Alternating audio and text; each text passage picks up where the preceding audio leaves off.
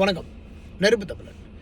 அலங்காநல்லூர் பகுதிகளில் காளைகளை வளர்ப்பதை கௌரவமாகவே பார்க்குறாங்க. அலங்காநல்லூர் ஜல்லிக்கட்டில் எங்களுடைய காளை இந்த வருஷம் களம் கண்டே ஆகணும் அப்படிங்கிறது தான் அவங்களுடைய ஒரு கௌரவத்தினுடைய பரம்பரையாகவே நினைக்கிறாங்க.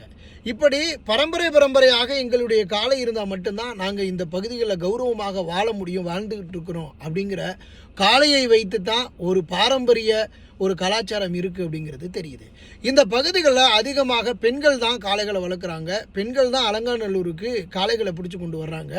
அது மட்டுமல்ல, இந்த பெண்கள் கடைசியாக தை மாதம் பிறக்கிறதுக்கு முன்னாடி ஒரு 40 நாட்கள் விரதம் இருந்து காளைகளை முறையாக உணவு கொடுத்து பராமரித்து தனியாக தொழுக்களை அமைச்சு அந்த காளைகளுக்கு தேவையான அனைத்து வசதிகளையும் செஞ்சு தான் இவங்க அலங்காநல்லூர் ஜல்லிக்கட்டில் காளைகளை இடம்பெறுவதற்கு கொண்டு வர்றாங்க அப்படிங்கிறது தான் வரலாற்றினுடைய நடைமுறை உண்மை.